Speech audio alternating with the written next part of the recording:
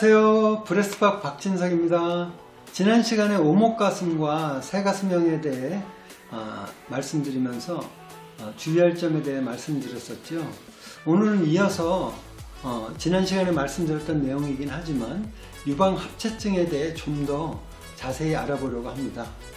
유방부용물이 가운데로 몰리면 가슴골이 생기고 더 좋은 것 아닌가 말씀하시는 분들도 계십니다.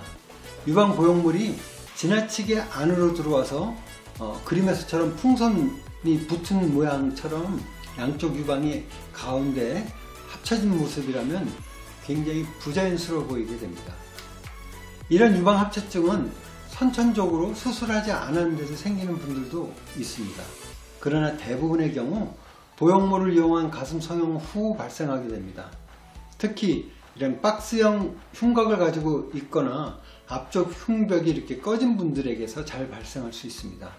또한 이런 흉곽을 가지고 있는 분들이 처음부터 너무 큰 보형물을 선택하거나 혹은 작은 보형물을 넣었다가 더 큰 보형물을 넣기 위해 재수술을 하게 되면서 발생하기도 합니다. 왼쪽 그림에서처럼 박스형 골격인 경우에는 보형물이 정면을 향해 덮인 살을 밀어낼 때 옆면의 살이 앞으로 당겨지는 그 앞면의 살에 의해서 보형물을 자꾸 안으로 이렇게 밀어 들어가게 하는 힘이 발생하기도 합니다. 시간이 갈수록 이 힘에 의해 보형물의 바깥쪽 공간은 점차 줄어들게 되고 안쪽으로 더 가까워지게 되면서 심하면 유방합체증이 발생하기도 합니다.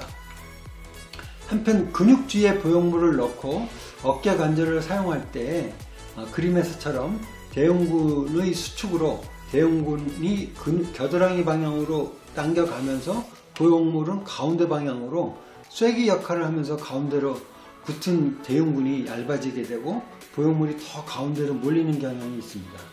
이런 현상은 가슴 가운데가 꺼진 경우 가운데 붙어있는 대흉근이 들리게 되어서 유방합체증이 가속되는 경향이 있습니다.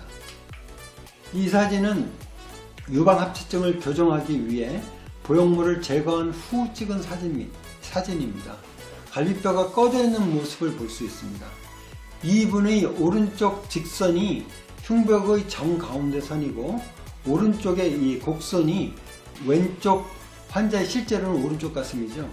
보형물이 있을 때 보형물의 안쪽 경계선을 그려놓은 선입니다.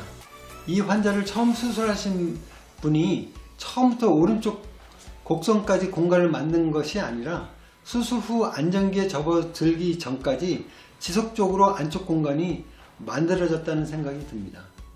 유방합체증을 예방하기 위해 수술을 할 때 안쪽 공간이 좀 더 넓어질 것을 예견하고 가운데 쪽 공간을 조금 부족하게 만들어야 하며 또 수술 후 초기에 유방합체증 가능성이 있는 분들은 그림과 같은 보정밴드를 사용할 수도 있겠습니다.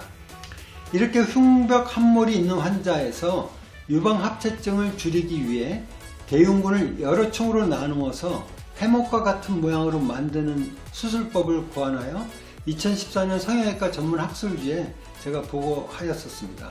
그림에서처럼 갈비뼈에 붙어있는 모든 근육을 갈비뼈로부터 분리한다면 대흉근이 쉽게 들리고 보형물이 더 가운데로 더 쉽게 몰리는 현상이 생길 수 있는데 이를 방지하기 위해 가운데 공간을 만들 때 대흉근을 잘 분리해서 이렇게 해먹 모양으로 그림에서처럼 해먹 모양으로 만들어서 유방합체증을 예방하는 개념입니다.